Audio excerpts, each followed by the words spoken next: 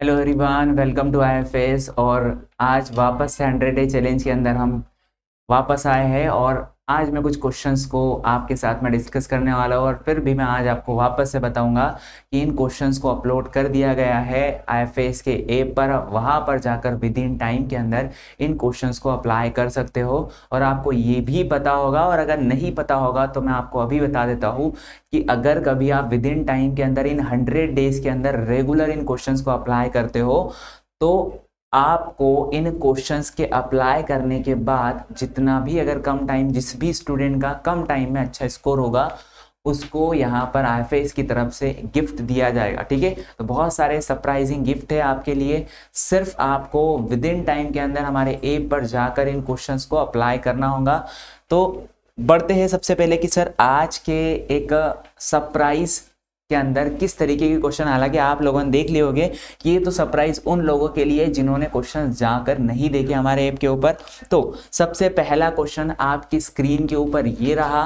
पहला क्वेश्चन क्या बोल रहा है, what is the primary goal of animal tissue culture. तो एनिमल टिश्यू कल्चर का सबसे प्राइमरी गोल क्या होता है? तो किसी एनिमल के बिहेवियर को आपको चेक करना है। जैसे कि आप किसी ड्रग को एनिमल के ऊपर चेक करना चाहते हो तो आप सबसे पहले तो ये चेक कर लो कि वो ड्रग किस ऑर्गन के ऊपर काम करने वाली, किस टिश्यू के ऊपर काम करने वाली। उस टिश्यू से एज अ सैंपल आप एनिमल टिश्यू कल्चर करवा सकते हो, उसका इनविट्रो ट्रायल कंडीशन में, एसेप्टिक कंडीशन के अंदर।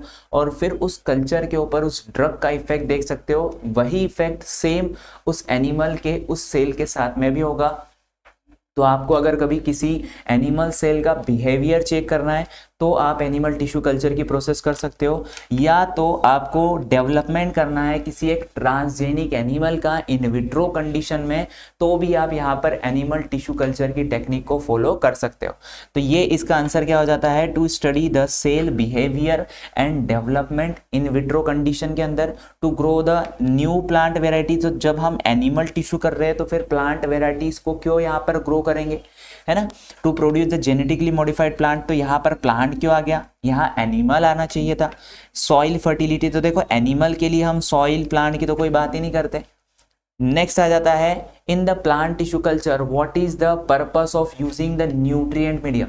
न्यूट्रिएंट मीडियम यूज करने का क्या पर्पस होता है? तो न्यूट्रिएंट मीडियम यूज करने का पर्पस प्लांट के कैलस या रूटिंग शूटिंग को फॉर्मेशन करना होता है, जिससे कि एक न्यू प्लांटलेट का जनरेशन हो। तो जैसे कि आपको पता भी होगा कि अगर कभी मैं ऑक्सीन की बात कर रहा हूँ, ऑक्सीन अगर इनिशियली आप मीडिया के अंदर हाई कंसंट्रेशन के अंदर रखते हो तो यहाँ पर कैलस का फॉर्मेशन होता है,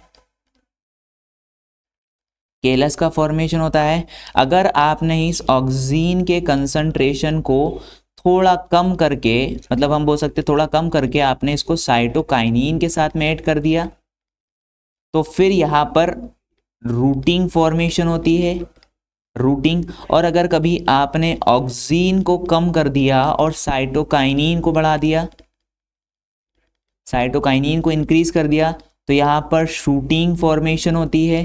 ठीक है, और ये भी देखा जाता है कि या तो आप इनिशियली ऑक्सीन के कंसंट्रेशन को बढ़ा दो, या तो आप ऑक्सीन और साइटोकाइनिन को इक्वल कंसंट्रेशन के अंदर दे दो, तो भी यहाँ पर कैलस का फॉर्मेशन होता है। अब आप सोच रहे होंगे कि जिनको अगर नहीं पता है कि सर कैलस क्या होता है, कैलस एक अनऑर्गेनाइज्ड मास ऑफ सेल होता है, अनऑर्गेनाइज्ड मास ऑफ सेल होता है। ठीक है, क्या है ये? अनऑर्गेनाइज्ड मास ऑफ सेल है। ये मल्टीप्लाई करता है, अनडिफरेंशिएटेड है। अनऑर्गेनाइज के साथ साथ हम क्या बोल सकते हैं, अनडिफरेंशिएटेड है। ये भी आपको ध्यान रखना है, अनडिफरेंशिएटेड है, unorganise undifferentiated mass of cell है। तो ये जो हॉर्मोन्स है, ये हॉर्मोन्स के इम्बैलेंस करके हम यहाँ पर मास ऑफ सेल का फॉर्मेशन करते हैं। तो ये बातें आपको पता है। अब in the plant tissue culture what is the purpose of using nutrient medium का क्या मेजर पर्पस होता है? To provide the essential nutrient and hormone for the growth and development. बिल्कुल करेक्ट बात है कि ये ग्रोथ ऑफ डेवलपमेंट को बोल सकते हैं फ्लक्चुएट करता है। जैसे कि मैं आपको बता चुका हूँ, अगर ऑक्सीन और साइटोकाइनिन हार्मोन को अगर मैं फ्लक्चुएट करता हूँ तो यहाँ पर अलग अलग पार्ट्स का फॉर्मेशन होता है। To protect the plant from the disease, disease से प्रोटेक्ट करना है अगर आपको प्लांट को, तो आपको उस डिसीज का रेसिस्टेंट यहाँ पर बनाना पड़ेगा। मतलब आपको ऐसा इलिसिटर के फॉर्म में इसको देना पड़ेगा, ऐसे स्टिमुलेशन कंडीशन में, जिससे कि कुछ स्पीशीज डिसीज कॉज्ड हो जाएगी, कुछ सेल जो है डिसीज कॉज्ड हो जाएंगी, कुछ सेल इस रेसिस्टेंट कॉज कर लेगी, मतलब इससे रेसिस्टेंट हो जाएगी। To control the plant flowering time, flowering time को आपको कंट्रोल करना है तो आप उसकी इन्वायरमेंटल कंडीशन के ऊपर कंट्रोल करो। To increase the plant resistant to the pest, plant resistant अगर आपको बनाना है तो आप ट्रांसजेनिक प्लांट बना रहे हो with the help of plant tissue culture, but यहाँ प्लांट टिश्यू कल्चर मेथड के अंदर मीडियम के ऊपर सबसे ज्यादा फोकस किया गया है। नेक्स्ट आ जाता है next question, which of the following is a common method used in the plant tissue culture for cloning plant, कौन सी कॉमन मेथड यूज की जाती है प्लांट टिश्यू कल्चर के लिए? तो मैंने आपको अभी बताया केलस कल्चर जो है ज्यादातर यूज किए जाने वाला यहाँ पर मेथड है केलस कल्चर की। केलस क्या होता है? एक unorganized undifferentiated mass of cell जिसको कोई फंक्शन नहीं मिलता है। अनडिफरेंशिएटेड की अगर मैं बात कर रहा हूँ, जिसके पास सिर्फ डिवाइडिंग की प्रोसेस होती है, ये आपको ध्यान रखना है, ठीक है। जेल इलेक्ट्रोफोरेसिस, जहां पर आप मॉलिक्यूलर वेट के हिसाब से डीएनए आरएनए या प्रोटीन को सेपरेट कर सकते हो।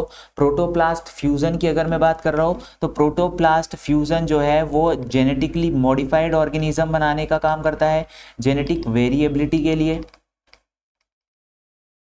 है ना। वेस्टर्न ब्लोटिंग जो होता है ये प्रोटीन के डिटेक्शन के लिए होता है। सिर्फ आपको ये बातें कुछ ध्यान में रखना है। नेक्स्ट आ जाता है, तो वीडियो को पॉज करो, क्वेश्चन को अप्लाई करो। In the animal tissue culture what is the meant by the sub culture, सब कल्चर का क्या मीनिंग होता है? सब कल्चर का मीनिंग होता है जहां पर आप एक कल्चर मीडिया के सैंपल को दूसरे मीडिया के अंदर ट्रांसफर करो, उसको हम बोलते हैं यहाँ पर टिश्यू कल्चर। अब बात कर लेते सर कि एनिमल टिश्यू कल्चर के अंदर सब कल्चर जब किया जाता है तो क्या प्रोसेस होती है, थोड़ा सा मैं आपको डिटेल के अंदर यहाँ पर बता दूं क्वेश्चन के साथ में।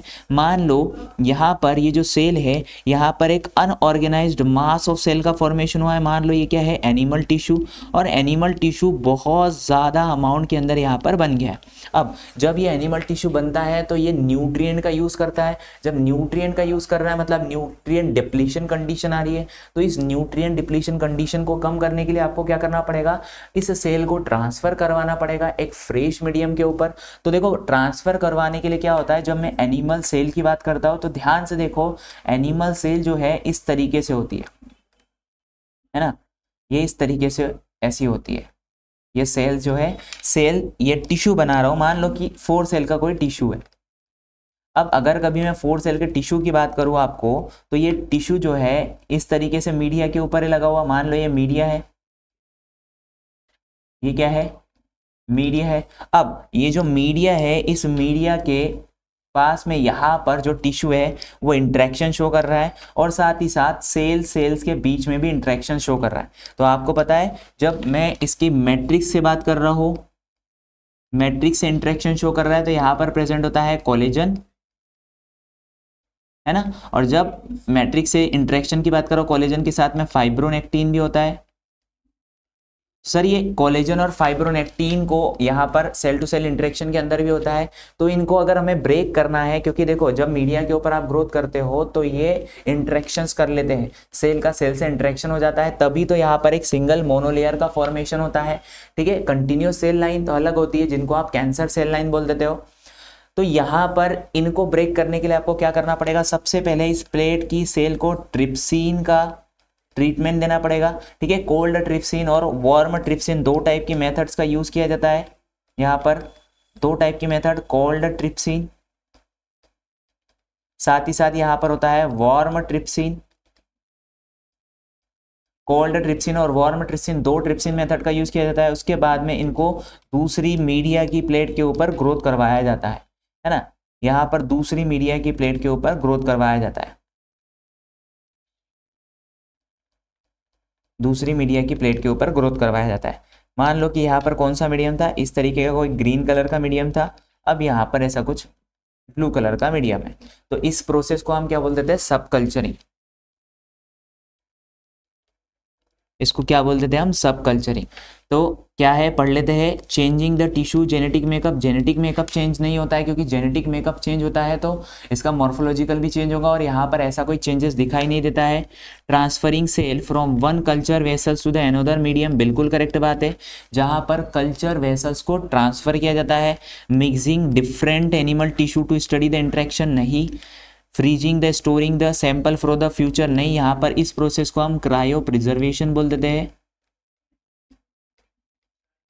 क्रायो प्रिजर्वेशन बोल देते, तो ये आपको याद रखना है। Fifth, what is a major application of plant tissue culture in the agriculture, agriculture field के अंदर प्लांट टिश्यू कल्चर का क्या मेजर एप्लीकेशन होता है।